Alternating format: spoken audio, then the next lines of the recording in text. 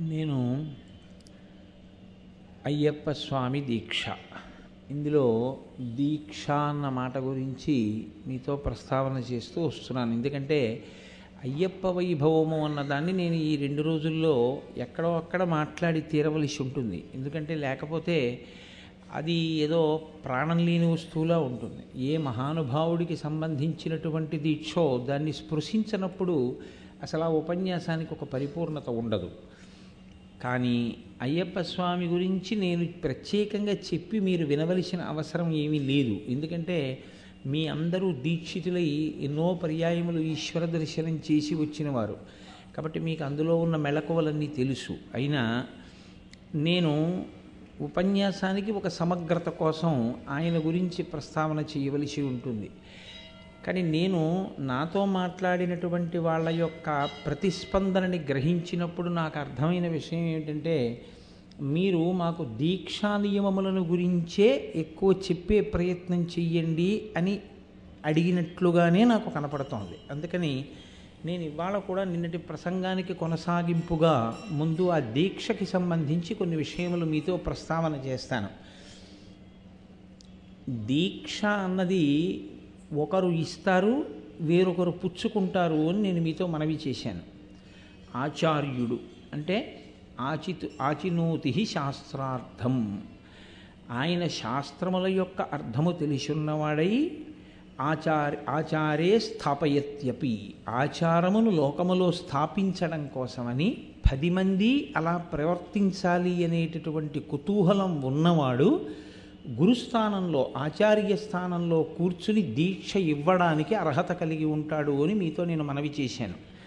కాబట్టి వేదార్థము తెలిసి ఉండాలి, వేదం ఏం చెప్తోందో తెలిసి ఉండాలి. నేను ఎందుకు ఈ మాట అంటున్నానంటే ఇప్పుడు నేను ఆచారము అని ఒక మాట మీతో చెప్పాను అనుకోండి, ఇలా చెయ్యండి అని నేను అన్నాను అనుకోండి, వేదం తెలుసున్న ఆయన, వేద హృదయము తెలుసున్న ఆయన, వేదం చదువుకున్న ఆయన, వేదభాష్యములు చదువుకున్న ఆయన తప్పునైనా అలా వేదం చెప్పలేదు, వేదం ఇలా చెప్పింది అని అన్నారనుకోండి, 1,000,000 మంది మీకు వచ్చి ఇలా చెయ్యండి అని చెప్పినా ఎవరు వేదభాష్యం చదువుకున్నాడో, ఎవరు వేదం చదువుకున్నాడో, ఎవరు వేదమంత్రార్థమును తెలుసుకున్నాడో ఆయన చెప్పినదే సత్యం.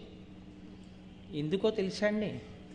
వేదమే ప్రమాణము, వేదము యొక్క ప్రమాణమును కాదు అన్నవాడు నాస్తికుడు. ఇంకా ఆయనకి దీక్ష అన్న మాట లేదు అసలు. కాబట్టి దీక్ష అన్న మాట ఈశ్వరుడు యొక్క అస్తిత్వాన్ని అంగీకరించిన వాడికి. అంగీకరించడము అంటే వేదము యొక్క ప్రమాణమును అంగీకరించినవాడు. వేదము యొక్క ప్రమాణమును అంగీకరించిన వాడైతే వేదం ఏం చెప్పిందో అది చెయ్యడమే తప్ప వేదం ఇలా చెప్పినా నేను ఇలా చెయ్యకూడదా అన్న మాట అన్నాడనుకోండి, దాన్ని ఏమంటారంటే దుస్తర్కము అంటారంటే చెడు బుద్ధితో కూడిన వాదన. అది అసలు సరి అయిన వాదన కాదు. కాబట్టి దుస్తర్కాస్తు విరమ్యతాం అంటారు శంకరాచార్యుల వారు. దుస్తర్కము చేయవద్దు. నీవు ఎప్పుడూ కూడా వేదో నిత్యమధీయతాం తదుదితం కర్మస్వనుష్ఠీయతాం, వేదమును తెలుసుకొని వేదము తెలుసుకున్న పెద్దల్ని సేవించి వారి వలన నువ్వు విషయాన్ని విని అది ఎలా చెప్పిందో నువ్వు అలా ప్రతిరోజు అనుష్ఠించు. నేను చెప్పే ఉపన్యాసం కేవలం అయ్యప్ప దీక్ష తీసుకున్న వాళ్ళకి అనుకుంటే చాలా పొరపాటు. ఎందుకని అంటే ఇది అయ్యప్ప స్వామి దీక్ష తీసుకున్న వాళ్ళకి మాత్రమే పనికొచ్చేది కాదు. జీవితాన్ని పండించుకుందామనుకున్న ఎవరికైనా పనికొచ్చేవే ఆ దీక్షలోనూ ఉంటాయి. ఆ దీక్షలో ప్రత్యేకంగా వేదం చెప్పని విషయాలు ఏమి ఉండవు. దానికి వేదం ఏం చెప్పిందో అవే ఉంటాయి. మీరు దీక్షలో ఉండి పాటిస్తున్న నియమాలు ఏ దీక్ష లేకుండా ఊపిరున్నంత కాలం మీకన్నా బాగా అనుష్ఠించిన వాళ్ళు ఉంటారు. వాడు నిత్య దీక్షితుడు. అందుచేత అదేదో కొంతమంది ఒక దీక్ష తీసుకున్న వాళ్ళకే ఈ ప్రసంగము అని మీరు అనుకోక్కర్లేదు. ఎవరు అర్హులో, ఈశ్వరుడు ఎవరికి దాన్ని అందించాలనుకుంటున్నారో, ఎవరి జీవితం పండించాలనుకుంటున్నాడో వాళ్ళకి అది అందుతుంది. కాబట్టి ఏ దీక్ష అయినా, అయ్యప్ప స్వామి దీక్షే కాదు, ఏ దీక్ష అయినా నియమముల యొక్క సమాహారముగా ఉంటుంది. ఈ నియమములన్నీ ఎందుకు వస్తాయంటే స్వేచ్ఛాజీవనమును అరికడతాయి. మీ ఇష్టం వచ్చినట్లు మీరు ప్రవర్తించకుండా మీ ప్రవర్తనని నియంత్రించి మిమ్మల్ని ఈశ్వర పదంలో నడిపించేటట్టుగా చెయ్యడం కోసం వచ్చినటువంటి నియమములవన్నీ. అందుకే వాటిని ఆచార్యుడు తాను ఆచరిస్తూ మీరు ఆచరించేటట్లు చేస్తారు. దీక్షయందు వస్త్రమునకు చాలా ప్రాధాన్యత ఉంటుంది. చాలా పెద్ద ప్రాధాన్యత దీనికి అంటే వస్త్రమునకే. వస్త్రం చూడ్డానికి చాలా చిన్న విషయంలా కనపడుతుంది, కానీ వేదం వస్త్రం గురించి మాట్లాడడానికి కొన్ని పన్నాలే చెప్పింది. అసలు ఆ వేద మంత్రములను, ఆ మంత్రములకు భాష్యములను మీరు చదివితే వీడి వస్త్రమునకు ఇంత గొప్పతనం ఉందా, మనకి తెలియలేదని మీరు ఆశ్చర్యపోతారు. వస్త్రం గురించి చెప్తూ ఆ వేదం ఒక చోట అంది, వస్త్రమునకు ఎంతమంది దేవతలు ఆవాహన అయి ఉంటారు అంటే అగ్ని, వాయువు, పితృదేవతలు, ఔషధీ దేవతలు, విశ్వే దేవతలు, ఆదిత్య దేవతలు, నక్షత్ర దేవతలు వస్త్రమునకు ఆవాహన అయి ఉంటారు. అందుకే దీక్ష వస్త్రాన్ని తీసుకోవడంతో ప్రారంభం అవుతూ ఉంటుంది. సాధారణంగా సన్యాస దీక్ష అన్నాం అనుకోండి, కొన్ని విడిచిపెడతారు, కొన్ని పుచ్చుకుంటారు. శిఖ పరిత్యాగము, శిఖ తీసేస్తారు. అలాగే ఇప్పటి వరకు కట్టుకున్నటువంటి బట్టల్ని విడిచిపెట్టేస్తారు. నీటి మధ్యలో నిలబడి కాషాయ వస్త్రాన్ని స్వీకరిస్తాడు. కాషాయ వస్త్రాన్ని తీసుకున్నాడు, కాషాయ వస్త్రాన్ని కట్టుకున్నాడు అంటే అది ఒక్క సన్యాసికి మాత్రమే ఆ రంగు. సర్వసంగ పరిత్యాగము చేసేశాడు అని గుర్తు. ఇంకా తన కొరకు అని కర్మ చెయ్యడు. ఇక తన కొరకు అని కర్మ ఎప్పుడూ చెయ్యను అంటే కాషాయ వస్త్రం కట్టుకుంటారు. అందుకని కాషాయము అంత పవిత్రత ఎందువల్ల వచ్చింది అంటే ఇక తన కొరకు కర్మ చెయ్యడం అనేటటువంటిది తాను చెయ్యడు. ప్రథమ నియమంగా దేన్ని స్వీకరిస్తాడంటే కాషాయం కట్టుకున్నవాడు ఎట్టి పరిస్థితులలో తన వలన ఏ ప్రాణికి హింస జరగరాదు. అందుకే వాళ్ళు అగ్నిహోత్రం మీద పచనం చేసుకోరు ఏదీని. అసలు అగ్ని సంబంధ కార్యం చేయరు. యజ్ఞం కానీ, యాగం కానీ, హోమం కానీ ఇంకా వాళ్ళు చేయరు కాషాయం కట్టుకుంటే. వాళ్ళు జీవితంలో ఆఖరికి వర్షాలు పడిన రోజుల్లో జీవులు బాగా పుడతాయని, ఆ సమయంలో నడిస్తే కొన్ని జీవులు చనిపోతాయని నడవడం కూడా మానేసి ఒక చోట ఉండిపోతారు చాతుర్మాస్యం తీసుకుని. అంతగా అగ్ని సంబంధం లేని జీవితాన్ని గడిపాడు కాబట్టి ఆయన శరీరం పడిపోయిన తరువాత కూడా అగ్నిలో వ్రేల్చరు, కాల్చరు. ఆ శరీరాన్ని ఖననం చేసేస్తారు, భూమిలో పెట్టేస్తారు. పెట్టి దాని మీద తులసి కోట పెడితే బృందావనం, శివలింగం పెడితే అధిష్టానం. అందుకని బృందావనము, అధిష్టానము దాన్ని బట్టి వస్తాయి. కాషాయము అంత పవిత్రమైనటువంటి వస్త్రము కాబట్టి కాషాయ వస్త్రమును వేరొకరు దాల్చడం అన్న సమస్య ఉండదు. అసలు కాషాయము కేవలము ఆశ్రమమునకు మాత్రమే. అలా మనం కట్టుకునేటటువంటి, ప్రత్యేకించి గృహస్థు కట్టుకునేటటువంటి వస్త్రాన్ని లేదా బ్రహ్మచారి కట్టుకునేటటువంటి వస్త్రాన్ని దేవతలందరూ ఆవహించి ఉంటారు. వస్త్రమును కట్టుకోవడానికి, వస్త్రం కట్టుకుని పని చేయడానికి వేదం కొన్ని నియమాలు విధించింది. స్వాధ్యాయ హోమ దానీషు భుక్త్వా ఆచమనయోస్తథా. ఉత్తరీయం లేకుండా ఎప్పుడూ కూడా ఈ 5 పనులు చెయ్యడాన్ని శాస్త్రం అంగీకరించదు. ఒకవేళ ఎవరైనా ఉత్తరీయం లేకుండా పని చేశారనుకోండి, మహాదోషం కింద వేస్తుంది శాస్త్రం. అంటే ఏమనుకుంటాడంటే నేను బాగా దీక్ష చేస్తున్నాను అనుకుంటాడు. కానీ ఈశ్వరుడు దేని కింద లెక్కలోకి వేస్తుంటాడో తెలుసా అండి? ప్రతిరోజు మహాపరాధం చేస్తున్నాడు అని ఖాతాలో వేస్తాడు. ఎందువల్ల వేస్తాడు అంటే ఒక్కటే కారణం, మీరు దీక్ష చేశారా అన్నది కాదు, దీక్షా నియమములను పాటించారా అన్నది ప్రధానం. మీరు నియమములు పాటిస్తే దీక్ష తప్ప నాకు తెలియదండి అంగీకరించరు. మీరు తెలుసుకు తీరవలసింది, అందుకే గురుముఖత ఇస్తారు. ఆచార్యముఖేణ దీక్ష ఎందుకు ఇస్తారంటే మీరు నియమాలు కనుక్కుని పాటించాలి అని. మీరు కనుక్కుని పాటించకుండా దీక్ష చేస్తే నేను చేస్తానని చెప్పి చెయ్యకపోగా మహాపరాధములు చేసినటువంటి పాపమే పడుతుంది ఖాతాలోకి. ప్రత్యేకించి ఒక సామాన్యుడు ఉన్నాడు అనుకోండి, ఆయనకి తెలియలేదు, తెలుసుకున్నప్పుడు మారాడు, అది పర్వాలేదు. ఒక దీక్షా స్వీకారం చేస్తే మాత్రం గురు సంపర్కం ఉంది, గురువుగారు ఉన్నారు, అడిగి తీరాలి.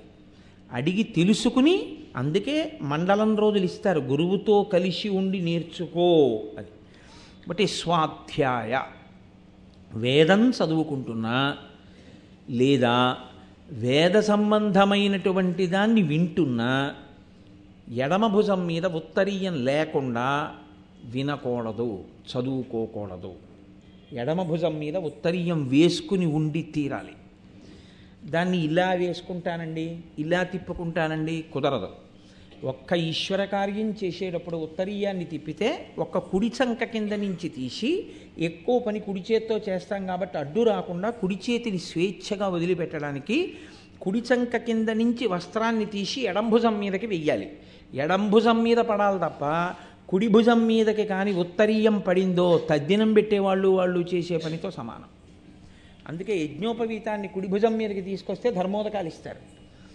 ఎడంభుజం మీదకు ఉంది అంటే వాడు మంగళకార్యంలో ఉన్నాడు అని గుర్తు, ఈశ్వర సంబంధమైన పనిలో ఉన్నాడు అని గుర్తు. ఏమిటంటే ఒక్క ఎడంభుజం మీద తప్ప ఉత్తరీయం ఇంకొకలా వేసుకోవడానికి వీలు లేదు. స్వాధ్యాయమునందు, హోమమునందు, యజ్ఞము కాని యాగము కాని హోమము కాని చేస్తూ ఉంటే ఎప్పుడూ ఎడంభుజం మీదే ఉత్తరీయం ఉండాలి. అది అలవాటు అయిపోతుంది కొన్నాళ్ళకి మీరు ప్రారంభం చేస్తే. దానీషు, ఎవరికైనా ఏదైనా సమంత్రకంగా దానం చేస్తుంటే ఉత్తరీయం ఎడంభుజం మీద ఉండాలి. భుక్త్వా, అసలు చాలామంది 195 మంది దీక్షితులు ఈ నియమాన్ని పాటించరు. నేను లోపలికి వెడుతూ ఉంటాను, అప్పుడప్పుడు వెడుతున్నప్పుడు నేను చూస్తూ ఉంటాను. వారికి తెలియకపోవడం దోషం అని నేను అన్ను, కానీ వారు తెలుసుకు తీరాలి అని నేను అంటాను. పదార్థాన్ని తీసుకునేటప్పుడు, అంటే ఏదైనా భోజనం కానీ ఫలహారం కానీ తీసుకునేటప్పుడు పైన ఏమీ ఉండడానికి వీల్లేదు. చొక్కా కానీ బనీను కానీ ఏమీ ఉండకూడదు. ఒక్క ఉత్తరీయం మాత్రమే ఎడంభుజం మీద ఉండాలి. పురుషుడు పైన ఏ వస్త్రము లేకుండా చొక్కా బనీను తీసేసి పైన ఉత్తరీయం ఎడంభుజం మీద వేసుకుని అప్పుడు మాత్రమే పదార్థమును తీసుకోవాలి. పదార్థాన్ని తీసుకునేటప్పుడు నిశ్శబ్దంగా తీసుకోవాలి. దీక్షితుడు పదార్థమును తీసుకుంటున్నాడు అని గుర్తేమిటో తెలుసా అండి?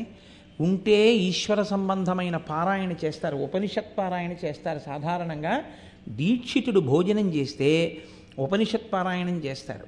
లేకపోతే కనీసంలో కనీసం ఏదో భగవత్ సంబంధమైన విషయాలు చర్చ కానీ, అంటే ఆయన మాట్లాడ్డ సమయంలో ఇతర విషయములను ఎవరైనా పెద్దలు కూర్చుని మాట్లాడుతుండడం, ఏమైనా కీర్తనలు వినడం చేస్తూ మౌనంగా స్వీకరించాలి. దేని రుచి మాట్లాడకూడదు. ఎందుకనంటే మీరు ఈశ్వరుడికి నివేదన చేశారు. తీసుకునేటటువంటి ఆహారం 4 నియమములతో ఉండాలి. మితాహారమై ఉండాలి. తిన్న తర్వాత ఆవలింత రాకూడదు దీక్షలో.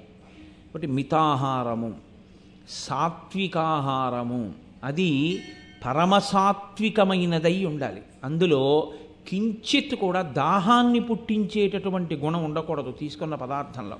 అంటే అంతగా మసాలాల్లాంటివి తగలనటువంటి పదార్థమై ఉంటుంది అది. మితాహారము, సాత్వికాహారము, దైవర్పితాహారము. ఈశ్వరుడికి నివేదన చెయ్యకుండా తీసుకోకూడదు. యజ్ఞోపవీతం ఉన్నవాళ్ళైతే సత్యం త్వత్తేన పరిశించామి అని నివేదన మంత్రం చెప్పి నీళ్లు తిప్పి ప్రారంభం చెయ్యాలి. యజ్ఞోపవీతం లేకపోతే ఈశ్వరుడికి దాన్ని అర్పణ చెయ్యాలి. పరమేశ్వరుడికి ముందు సమర్పణం చేసి ఆ తర్వాత ఈశ్వరోచ్ఛిష్టంగా మీరు దాన్ని తీసుకోవాలి. అది పరమేశ్వరుడు చూసి చెయ్యి వేసి విడిచిపెట్టిన పదార్థము. సర్వేశ్వరుడే తిన్నాడు, ఉప్పు తక్కువైందో కారం ఎక్కువైందో నీకెందుకు ఇప్పుడు దాని సంగతి? అందుకే పూర్తిగా అయిపోయేంత పర్యంతము రుచి విషయం మాట్లాడకూడదు. మాట్లాడకుండా తినేసి తదనంతరం అయిపోయిన తర్వాత ఏమీ రాగద్వేషాలు లేకుండా, అయ్యో వాళ్ళు ఉప్పే లేదు ఇవ్వాలని చెప్పి కోపం లేకుండా అయ్యా మిగిలిన వాళ్ళు పదార్థాన్ని స్వీకరిస్తారు కదా, ఇవాళ మీరు పెట్టినటువంటి పదార్థంలో కొద్దిగా ఉప్పు తక్కువైంది, మీకు వీలైతే కొద్దిగా ఉప్పు కలపండి అని చెప్పి వెళ్ళిపోవాలంతే. మరి రుచి కోసం వెంపర్లాడడం అన్నది చెయ్యకూడదు. మీరు ఈశ్వరార్పణం చెయ్యడము అన్న మాట వచ్చినప్పుడు నిలబడి ఈశ్వరార్పణం చేయకూడదు కదా. నిలబడి మీరు చేత్తో పట్టుకుని మీరు ఈశ్వరుడికి అర్పణ చేయకూడదు. కాబట్టి మీరు కూర్చోవాలి, మీరు కూర్చుని చెయ్యాలి. మీరు కూర్చుని చేసేటప్పుడు మీరు మధ్యలో లేచారనుకోండి, ఇక అంతే, ఇంకా మళ్ళీ తీసుకోకూడదు పదార్థం, అక్కడతో అయిపోయింది అంతే ఆ భోజనం. అందుకే పెద్దలు పలహారం చేసే సమయాల్లో, భోజనాలు చేసే సమయాల్లో అసలు ఇళ్ళకి వెళ్ళకూడదు. ఎందుకంటే ఆయన లేచిపోయాడు, నీ ఖాతాలో వేస్తారు ఆ పాపం. ఆయన సగమన్నం తిన్న పాపం నీ ఖాతాలోనే పడిపోతుంది. అందుకని వెళ్ళకూడదు, లేపకూడదు. దీక్షితుడు భోజనం చేసినా, దీక్షితుడు పలహారం చేసినా మధ్యలో ఎప్పుడూ లేవకూడదు, ఏమీ మాట్లాడకూడదు, మౌనంగా పదార్థాన్ని స్వీకరించాలి. ఈశ్వరుడి గురించి మననం చేసుకుంటూ పదార్థ స్వీకారం చెయ్యాలి. మీరు ఒక విషయం ఆలోచించండి, మీరు ఈశ్వరుడికి నైవేద్యం చేస్తున్నారు కదా, మీరు ఈశ్వరుడికి నైవేద్యం చేసేటప్పుడు ఉచ్ఛిష్టాన్ని నైవేద్యం చేస్తారా? ఎంగిలి నైవేద్యం పెట్టం మనం శాస్త్రంలో. ఎంగిలి నైవేద్యం పెట్టకుండా ఉండాలి అంటే ఒక్క మార్గం ఉంటుంది. మీరు ఇతపూర్వం ఆ పదార్థాన్ని ఇంకోళ్ళు తినలేదు అన్నది నిశ్చయం చేసుకుని తినగలిగితేనే మీరు తినాలి. మీకు అలా నిశ్చయం కాదు అని అనుకున్నారనుకోండి, మీరు అలా తినడానికి వీల్లేదు, శాస్త్రం అంగీకరించదు. నేను వేద హృదయాన్ని చెప్తున్నాను, మీరు కాదు, ఎవరైనా అంతే. ఒక అయ్యప్ప స్వామి దీక్ష తీసుకున్న వ్యక్తి హోటల్కి వెళ్ళి తిన్నాడు అనుకోండి, మొట్టమొదట వేసినటువంటి ఇడ్లీవాయి తీసుకొచ్చి మీకు పెట్టరుగా, అతను శౌచంతో తీసుకొచ్చి మీ పళ్ళెంలో పెట్టడుగా. మీరు ఈశ్వర నివేదన చెయ్యడానికి యోగ్యమైన రీతిలో కూర్చుని నివేదన చెయ్యలేరుగా. మరి మీరు ఎలాగా తీసుకుంటున్నారు పదార్థం హోటల్లో? ఎక్కడ పడితే అక్కడ నిలబడి టీ ఎలా తాగుతున్నారు? ఎక్కడ పడితే అక్కడ నిలబడి కాఫీ ఎలా తాగుతున్నారు? ఆత్మవంచన కాదా అది? అదే దీక్షితుడు ప్రవర్తించవలసిన విధానం. ఆపాటి చేతకాందానికి దీక్ష ఎందుకు? అసలు తీసుకోకుండా ఉంటే గొడవ వదిలిపోతుంది. అంత చేతకాని వాడికి దీక్ష ఎందుకు? దీక్ష చేశామని చెప్పి దీక్షా భంగం చేసి 10 మందిని పాడు చేయడం ఎందుకు? ఇలా చెయ్యొచ్చని మిగిలిన వాళ్ళు అనుకోరు. నేను వారిచ్చినది చదివి పొంగిపోయాను. దండపాణి గురుస్వామి గారు ఎవరినైనా తనతో యాత్రకి తీసుకుని వెడితే వంట బ్రాహ్మణులను పెట్టి వండించి అందరూ కలిసి తినేటప్పుడు ఒక పంక్తి అయ్యాక రెండో పంక్తి వేస్తారు. అప్పుడు మొదటి పంక్తి తిన్న ఉచ్ఛిష్టం రెండో పంక్తికి రాదా అని మీకు అనుమానం రావచ్చు. మహానైవేద్యం పెట్టి పెట్టాలి. అందుకే దీక్షితులు అందరినీ పంక్తిలో కూర్చోబెట్టి పెడుతున్నారనుకోండి, ముందు ఈశ్వరుడికి మహానైవేద్యం చేసేసి ప్రసాదంగా మీకు పెట్టాలి. అప్పుడు ఒక పంక్తి తర్వాత రెండో పంక్తి తిన్నా, రెండో పంక్తి తర్వాత మూడో పంక్తి తిన్నా ఇంకా అది ప్రసాదమే. మొన్న శారదా నవరాత్రుల్లో ఇక్కడ నారాయణ సేవ చేశారు. చేసినప్పుడు పదార్థాన్ని అంతటినీ అమ్మవారి దగ్గరికి తీసుకొచ్చి అమ్మవారికి నివేదన చేసిన తర్వాత నైవేద్యం అందరికీ నారాయణ సేవ చేశారు. అంటే మొదటి పంక్తిలో తినండి, 8వ పంక్తిలో తినండి, 12వ పంక్తిలో తినండి, మీరు ఈశ్వర ప్రసాదమే తింటున్నారు. మీరు హోటల్లో ముందు వేసినటువంటి ఇడ్లీ ఎవరు తిన్నారో ఎవరికి తెలుసు? అప్పుడు ఇది ఉచ్ఛిష్టం. ఉచ్ఛిష్టాన్ని పట్టుకెళ్ళి దీక్షితుడైన వాడివి అక్కడికి వెళ్ళి హోటల్లో కూర్చుని మాలకి నైవేద్యం పెడతావా? పెట్టి తింటావా నువ్వు? శాస్త్రం అంగీకరించినవి రెండే. ప్రాణం పోతుంది, నేను అలివిమాని పరిస్థితిలో చిక్కుకుని ఉండిపోయాను, ఏం చెయ్యాలి అన్న పరిస్థితి ఏర్పడితే మినహాయింపు రెండిటికే ఉంది. ఒకటి పండు, 2 పాలు. వీటికి దోషం రాదు. రాశిలోంచి ఓ పండు తీసి 10 పళ్ళంతకు ముందు తిన్నా 11వ పండు మీరు తిన్నా దానికి ఉచ్ఛిష్ట దోషం పట్టుకోదు. అలాగే పాలకి ఉచ్ఛిష్ట దోషం ఉండదు. పాలు తీసుకోవచ్చు, పండు తీసుకోవచ్చు. వినా అది కూడా ఆ రెండూ కూడా కూర్చుని మాత్రమే తీసుకోవాలి తప్ప అసలు నిలబడి తీసుకోవడం అనేటటువంటిది శాస్త్రంలో లేనే లేదు. ఎందుకో తెలుసా అండి? ద్వైపములు అంటుంది వేదం. ద్వైపం అంటే 2 అంచెల మీద తీసుకుంటాయి కొన్ని ప్రాణులే. ఒకటి కోతి, 2 ఏనుగు, 3 మనుష్యుడు. వీళ్ళు ముందు చేత్తో పట్టుకుని తర్వాత నోట్లో పెట్టుకుంటారు. చేత్తో పట్టుకుని నోట్లో పెట్టుకునేటటువంటి ప్రాణులలో మళ్ళీ ఉత్కృష్టమైన ప్రాణి మనుష్యుడు ఎందుకయ్యాడంటే కూర్చుని స్వీకరిస్తాడు. నిలబడి స్వీకరించడం అసలు శాస్త్ర విరుద్ధం. నిలబడి తినడం అన్నది లేదు, కూర్చునే తింటారు. కాబట్టి ఎక్కడో ఎవరో ఎప్పుడో ఏదో తిన్నారండి, అలా పెట్టారండి, దోషం అది. ఎవరో ఏదో చేస్తే అది ఏదో సత్యం అయిపోయి అది కరెక్ట్ అయిపోయింది ఏం కాదు, అది తప్పే. అది ఎవరో చేస్తే ఒప్పుకోవడానికి ఏం లేదు. నేనే చేసినా మీకు ఎప్పుడైనా నేను నిలబడి తింటూ కనపడ్డాను అనుకోండి, కోటేశ్వరరావు గారు తిన్నారు కాబట్టి అని మీరు అనకూడదు. కోటేశ్వరరావు గారు ఈ పూట ఈ క్షణంలో తప్పు చేసి ఉన్నాడు అని మీరు అనవలసి ఉంటుంది. అంతే అంతే. నేను ఎప్పుడైనా నిలబడి తింటే ఆ పూట నేను తప్పు చేసిన వాడను, అంతేకాని నేను ఒప్పు చేసిన వాడను కాను. ప్రాయశ్చిత్త కర్మలు ఎంత భయంకరంగా ఉంటాయో తెలుసా అండి దోషం చేస్తే. కాబట్టి ఆహార పదార్థ స్వీకారం అనేటటువంటిది అత్యంత పవిత్రంగా ఉండాలి. నేను మీకు ఇంకొక విషయం మనవి చేస్తున్నాను. మీరు నేను చెప్పింది అబద్ధము అనుకుంటే మీరు వెళ్ళి వేదమంత్రాలని పరిశీలనం చేయండి. యజమాని అంటే పురుషుడు బయటికి వెళ్ళి ఏదైనా కష్టపడి ద్రవ్యాన్ని తీసుకొచ్చి రాజద్వారాన్ని దాటి లోపలికి వచ్చాడనుకోండి జేబులో పెట్టుకుని, ఆ డబ్బు ఎవరిదో తెలుసా? మీది కాదు, మీ ఇల్లాలిది. శాస్త్రంలో మీ ఇంటిలో ఉన్న సమస్త ఐశ్వర్యము ఆవిడిది, ఆవిడ యజమానురాలు. అందుకే ఇల్లాలు అంటారు. ఇల్లాలు అంటే ఇప్పుడు మా ఇంట్లో కుర్చీలు ఉన్నాయి, నావి కావు శాస్త్రంలో, అవి నా భార్యవి. నేను సంపాదించినా కూడా నేను జేబులో పెట్టుకుని గడప దాటి లోపలికి రాగానే అది ఆవిడిదే. మా ఆవిడికి చెప్తే ఇవ్వనివ్వదండి అని నేను 10,000 రూపాయలు తీసుకెళ్ళి బీరువాలో జాగ్రత్తగా ఒబ్బిడిగా దాచి మళ్ళీ మా ఆవిడికి తెలియకుండా 10,000 పట్టుకెళ్ళి ఎవరికో ఇచ్చారనుకోండి ఉపనయనం చేసుకోమని, ఇప్పుడు ఆ పుణ్యం నా ఖాతాలో పడుతుందా మా ఆవిడ ఖాతాలో పడుతుందా అంటే వేదం ఏం చెప్పిందో తెలుసా? ఇద్దరికీ సగం సగం అంది. ఆవిడ డబ్బే పట్టుకెళ్ళి ఇచ్చేవాడు. ఆవిడ ఒప్పుకుందా ఒప్పుకోలేదా వేరు, గడప దాటి లోపలికి వెళ్ళావి ఆవిడిదే. బయట పెట్టి లోపలికి వెడతానని అంటావేమో, నువ్వు లోపలికి వెళ్ళి బయటకు వచ్చావు. కాబట్టి అన్నీ ఆవిడవే, ఇల్లాలివే. ఆవిడ స్థానం లక్ష్మీ స్థానం అండి మీ జీవితంలో, గృహస్థాశ్రమంలో. అందుకే పీటల మీదకి నడిచి మగవాడెడతాడు, ఆడది పీటల మీదకి నడిచి రాకూడదు.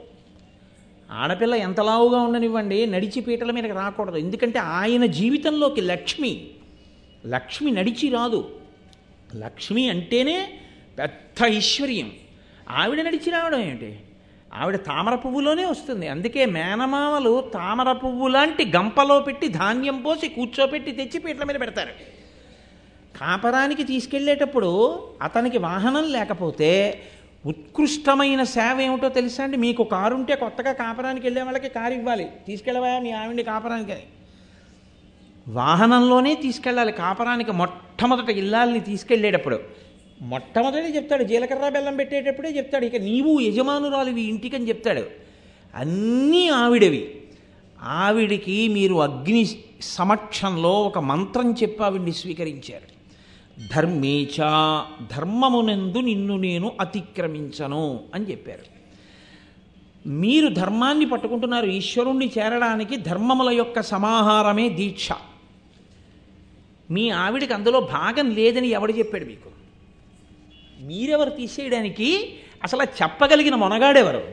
వేదం కన్నా గొప్పది లేదని నేను మీకు ముందే చెప్పానుగా. ఎవరూ సరిపోరు. ఒకవేళ ఎవడైనా నేను సరిపోతాననుకుని చెప్తే వాడు తప్పు చెప్తున్నాడు తప్ప వాడు చెప్పింది సత్యం అవ్వదు. ఎందుకంటే వేదమా సత్యం, నువ్వా సత్యం చెప్పేది?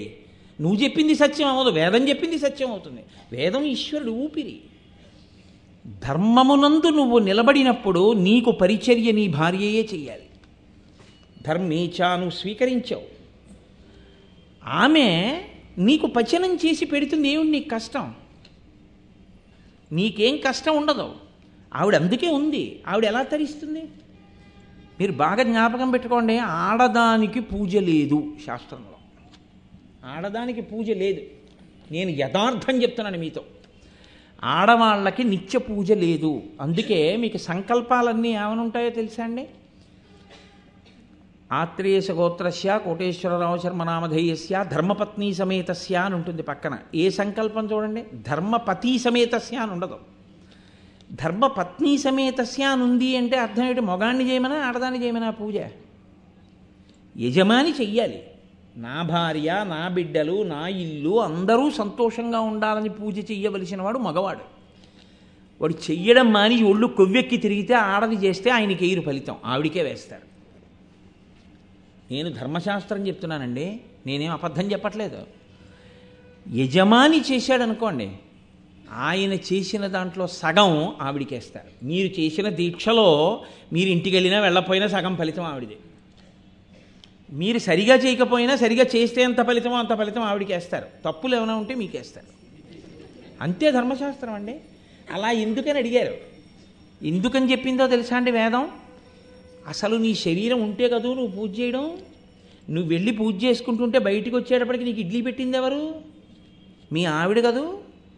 నువ్వు పూజ చేసుకుంటుంటే నీకు నైవేద్యం తెచ్చిపెట్టింది ఎవరు? మీ ఆవిడ కదూ. నీ ఇంటి ఇల్లాలు లక్ష్మి, ఆవిడ ఇంట్లో తిరగబట్టి కదూ ఐశ్వర్యం, ఆవిడ ఉండబట్టి కదూ అసలు ఎడం భుజం మీద నువ్వు ఉత్తరీయం వేసుకోవడం, ఆవిడ లేకపోతే ఉత్తరీయం వేసుకోవడానికి వీల్లేదు. భార్యాహీనుడు ఏ కార్యం చేయడానికి అనర్హుడు. అసలు నువ్వు చేస్తున్నావంటే ఆవిడ ఉంది కాబట్టే. ఒకవేళ ఆవిడ పక్కన లేదు, కారణాంతరముల చేత పక్కన లేదు, లేకుండా నువ్వు చేయవలసి వచ్చింది. అత్యంత భయంకరమైన ప్రదేశం, అక్కడికి ఆడవాళ్ళని తీసుకెళ్ళడం కూడా కుదరదు అన్నారనుకోండి. నేను ఒకప్పుడు అటువంటి ప్రదేశానికి దానికి వెళ్ళి ఒక కార్యం చేయవలసి వచ్చింది. నన్ను చాలామంది ఏం చెప్పారంటే, అయ్యా మీరు మీ భార్యని తీసుకెళ్ళకండి, అది సరైన ప్రదేశం కాదు, చాలా ప్రమాదకరమైన ప్రదేశం, మీరు సాహసించి తీసుకెడితే ఉత్తర క్షణంలో ఎవడో జీప్ వేసుకొచ్చి ఎత్తుకుపోతారు అటువంటి ప్రదేశం, కాబట్టి మీరు తీసుకెళ్ళకండి. కానీ నాకు అక్కడికి వెళ్ళి ఒక కార్యం చెయ్యాలనుంది. మరి ఎలా? మీ ఆవిడ జాకెట్ బట్ట బొడ్డులో పెట్టుకుని వెళ్ళడమే. మీ ఆవిడ పక్కన ఉన్నట్టే జాకెట్ బట్ట పెట్టుకోనండి అన్నారనుకోండి, చేయడానికి వీల్లేదు, పెట్టుకునే వెళ్ళాలి. వేదం అలా చెప్తుంటే మీ భార్య వండి నైవేద్యానికి తీసుకురావద్దని మీకు చెప్పినవాడెవరు? అలా చెప్పడానికి సరిపోయేవాడు ఎవరు? అసలు ఆవిడ లక్ష్మీ స్వరూప, ఆవిడ వండి తెచ్చి పెడుతుంది, మీరు నివేదన చెయ్యాలి. ఆవిడ్ని చూస్తే నేను భయపడిపోతానండి, నా ఇంద్రియములు విచలితమైపోతాయండి అంటే ఇంకా దీక్ష ఏం చేయగలవు నువ్వు? నీకు తోడుపడవలసింది ఆవిడ ధర్మమునందు. అసలు ఎంత హాస్యాస్పదమైన మాటలు ఆ మాటలు! దానికి ప్రామాణ్యం ఏమిటి? ఎక్కడి నుంచి చెప్తావు ప్రమాణం చెప్పమంటే? మనం ఒకటి చేస్తున్నామంటే దంపతుల యొక్క అభ్యున్నతిని ఆశించి చెప్పాలి. ఆ ఇంట్లో యజమాని ఒక్కడి అభ్యున్నతి ఉండదు, మీరు జ్ఞాపకం పెట్టుకోవాలి. యజమాని అభ్యున్నతి అంటే యజమానురాలి అభ్యున్నతి కూడా. మీరు దీక్ష తీసుకుని 40 రోజులు ఎక్కడో ఊళ్ళోనే భోజనాలు చేశారనుకోండి, మీ పీఠం మాట ఏమిటి? దానికి మహానైవేద్యం ఎవరు పెడతారు? మహానైవేద్యం పెట్టి మీరు తినకుండా వెళ్ళిపోతే, ఈశ్వరోచ్ఛిష్టం మిగిలిపోతే దోషం ఎవరిది? మహానైవేద్యం పెట్టారు, ఇంట్లో భోజనం చేయరు, ఎక్కడికో వెళ్ళి భోజనం చేస్తున్నారు. అప్పుడు మీ ఇంట్లో పెట్టకపోతే పీఠానికి మహానైవేద్యం లేదు, పెట్టి వదిలిపెట్టి ఎక్కడికో వెళ్ళి భోజనం చేస్తే మీరు పరాన్న భుక్కు, మీరు మహానైవేద్యోచ్ఛిష్టాన్ని విడిచిపెట్టేశారు. ఎలా? అందుకే పీఠం పెట్టి పూజ చేస్తే ఇంట్లోనే భోజనం చేయాలి. 99.9% కూడా ఇంట్లో పీఠానికి మహానైవేద్యం పెట్టుకుని ఇంట్లోనే మహానైవేద్యం ప్రసాదాన్ని తీసుకోవడం సర్వశ్రేయస్కరము. అలాగే చెయ్యమని శాస్త్రాలు చెప్తున్నాయి తప్ప దీక్ష అంటే ఏదో ఒక రంగు బట్టలు వేసేసుకుని ఏం చేసేసినా చలామణి అయిపోవడం దీక్ష కాదు. ఏం చెయ్యాలో అది చేస్తేనే దీక్ష. ఎలా చేసినా చలామణి అయిపోతుంది అనుకుంటే చేస్తున్న దోషాలు చూసేవాడు కూడా వాడు ఉన్నాడు, వాడు ఇవన్నీ కూడా లెక్క పెట్టుకుంటాడు. నేను అలాగే చెప్తానని తెలిసే నన్ను ఇక్కడ కూర్చోమన్నారు, అలాగే మాట్లాడతాను కదా. కాబట్టి భుక్త్వా తినేటప్పుడు అలాగే తినాలి. కాబట్టి పైన వస్త్రం ఉండకూడదు, ఎడం భుజం మీద మాత్రమే ఉత్తరీయం ఉండాలి. ఆచమనయోస్తథా. ఆచమనం అంటే మీరు ఏదైనా ఆచమనం చాలా వాటికి చేస్తారు. నేను అందుకే మీతో మనవి చేస్తున్నది 1కి 10 మార్లు, మీరు మీ ఆచార్యుడితో పంచుకోండి, కలిసి ఉండండి అని నేను అందుకే మనవి చేస్తున్నా. అయ్యప్ప దీక్ష పరిపూర్ణంగా గురువుతో కలిసి ఉండేటటువంటి సంబంధం. ప్రతి క్షణం గురువుగారి దగ్గర తెలుసుకుంటూ ఉండాలి. ఆచమనం చేస్తే ఇష్టం వచ్చినట్టు ఆచమనం చేయకూడదు. ఆచమనం అంటే చాలామంది ఏమనుకుంటారంటే 3 మాటలు నీళ్ళు ఇచ్చుకోవడం అనుకుంటారు. తప్పు. ఇలా పెట్టి అమృత మార్గాన్ని ఏర్పాటు చేసుకోవాలి. ఈ వేలు చివర వెళ్ళి ఈ వేలు మొదట్లోకి తగిలి ఈ వేలు ముగియాలి. మూస్తే దీన్ని గోకర్ణము అమృత మార్గము అంటారు ఇక్కడ ఏర్పడిన దాన్ని. అప్పుడు ఇందులో మినపగింజ ములిగినంత నీరు మాత్రమే పోసి ఓం కేశవాయ స్వాహ అని మంత్రం పూర్తయ్యాక కింది పెదవి ఒక్కటే ఈ ఎత్తుగా వచ్చిన ప్రదేశం దగ్గర తాకించి జుర్రుకున్న చప్పుడు రాకుండా నోటిలోకి పుచ్చుకొని కంఠంలోంచి నీరు జారిపోయిన తరువాత మళ్ళీ తర్వాత నామని చెప్పాలి. నారాయణాయ స్వాహ, మాధవాయ స్వాహ. ఇప్పుడు మీ చెయ్యి ఉచ్ఛిష్టం, నీళ్లు తాగారు, ఈశ్వరార్చనకి యోగ్యం కాదు, చేయి కడుక్కోవాలి. ఇప్పుడు మిగిలిన నామములు చెప్పేటప్పుడు మిమ్మల్ని ఉత్తినే కూర్చోమని కాదు. ఈ మోచెయ్యి ఇక్కడ ఈ తొడభాగం కలిసేటటువంటి సంధిని దాటి బయటకుండి ఆచమనం చేయకూడదు. ఈ లోపల కుండి తీసుకోవాలి ఆచమనం. ఇంకా మాట్లాడితే గొంతు కూర్చుని తీసుకుంటారు పెద్దలు. ఇలా తీసుకుని ఆ తర్వాత ఒక్కొక్క నామానికి కళ్ళు తుడుచుకోవాలి. ముక్కు, పెదవుల కింద, చెవులు, భుజములు, హృదయము, నాభి, 2 పాదములు ముట్టుకుని కడుక్కోవాలి. అది ఆచమనం. అలా చేస్తేనే ఆచమనం. అంతేగాని 3 మాటలు నీళ్ళు ఇచ్చుకుంటే ఆచమనం కాదు. నేను అందుకే మీకు మనవి చేస్తున్నది. నేను కేవలం విధానం చెప్పాను. అసలు ఆ ఆచమనం యొక్క గొప్పతనం ఏమిటో మీకు తెలియాలంటే ఒకరోజు సరిపోతుందా? మీరు మీ గురువు గారితో కూర్చోండి. చక్కగాను కూర్చుంటే వారు నేర్పుతారు మీకు. దండపాణి గురుస్వామి పొంగిపోయి నేర్పారు ఎంతోమందికి. అసలు ఆచమనం ఇలా చెయ్యాలి నాయన అని నేర్పుతారు గురువుగారు. నేను హైదరాబాద్ వెడితే ఒకసారి నా దగ్గరికి ఒక పిల్లాడు వచ్చాడు. నేను చాలా సంతోషించాను. నాకు ఆచమనం నేర్పండి అని అడిగాడు వాడు, బ్రహ్మచారి. కాబట్టి ఆచమనం చెయ్యాలి అంటే పైన చొక్కా కానీ బనీను కానీ ఏమీ ఉండకూడదు. ఎడంభుజం మీద ఉత్తరీయం ఒక్కటి మాత్రం ఉండి తీరాలి. ఉండి ఆచమనం చెయ్యాలి. వికచ్చ అనుత్తరీయశ్చ నగ్నశ్చ అవస్త్రయేవచ స్పష్టంగా వేదం చెప్తోంది. పంచగా అంటే అంచులను యువతలి అంచును తీసి ఒక పక్కకి పెట్టి 5 చోట్ల నొక్కితే పంచకట్టు అంటారు. వెనక్కి ఒక అంచు తీసి కుర్చీళ్ళు పెట్టి గోచి అంటారు. అంటే ముందు నుంచి వెనక వరకు తిరిగి కుర్చీళ్ళు వెనక భాగంలో దోపుకోకుండా కేవలం లుంగీ కింద కట్టుకుని దీక్షితుడు తిరిగితే వాడు ఎలా ఉన్నాడని అయ్యప్ప స్వామి వేసుకుంటారో తెలుసా? వాడు నగ్నంగా గుళ్ళో తిరిగిన వాడి ఫలితం వేస్తారు వాడి కాక. నేను మన్నింపబడిదను గాక. నేను యథార్థం చెప్తున్నాను. నేను మీకు అనుమానం ఉంటుందనే మంత్రభాగం కూడా తీసుకొచ్చి చెప్తున్నాను. కాబట్టి వికచ్చ, వికచ్చ అంటే గోచీపోసి కట్టుకోనివాడు, అంటే లుంగీలు కట్టుకు తిరిగేవాడు. వికచ్చ అనుత్తరీయశ్చ ఎడంభుజం మీద ఉత్తరీయం లేనివాడు. నగ్నశ్చ అవస్త్రయేవచ వాడు నగ్నంగా ఉన్నవాడు. వాడు ఏ వస్త్రము కట్టుకోకుండా తిరిగిన వాడితో సమానము. దీక్షితుడైన వాడు లుంగీ కట్టుకుని దేవాలయంలోకి వెళ్ళడం కానీ లుంగీ కట్టుకుని ఈశ్వరారాధన చేయడం కానీ చేయకూడదు. ఏదో మామూలుగా ఏ దీక్ష లేనివాడు కట్టుకుని వెళ్తున్నాడు అనుకోండి, అది వేరు. అసలు అలా కూడా కట్టుకోకూడదు. ఇంకా దీక్షితుడు కట్టుకోవడం ఏంటి లుంగీ? నేను దండపాణి గురుస్వామి గారి గురించి చదివాను. పంచకట్టి తీరు అని చెప్పేవారు ఆయన. పంచ కడితేనే దీక్షిస్తా, గోచి పోసి కట్టి వెనక్కి కుర్చీళ్ళు పెట్టి దోపుతావా? అయ్యా నాకు అయ్యప్ప స్వామి దీక్ష చేయాలని ఉంది, పంచ కట్టుకోవడం రాదు. నేర్పాలంతే గురువుగారు, నేర్పి దీక్ష ఇవ్వాలి. లుంగీ కట్టుకు తిరగడం ఏంటండి? లుంగీ కట్టుకు తిరగడం లేదు వేదంలో. కాబట్టి వికచ్చ అనుత్తరీయశ్చ నగ్నశ్చ అవస్త్రయేవచ శ్రౌతం స్మార్తం తథా కర్మన నగ్నశ్చింతయేదితి. తీర్పు చెప్తోంది వేదం. శ్రౌతం అంటే వేదమంత్రములతో కూడినటువంటి ఏ పనికైనా, అంటే ఆచమనం చెయ్యడంతో ప్రారంభం చేసి స్మార్తం, స్మార్తం అంటే స్మృతులు చెప్పిన వాటికి స్మార్తం అంటారు. శ్రౌతం అంటే శృతి చెప్పింది.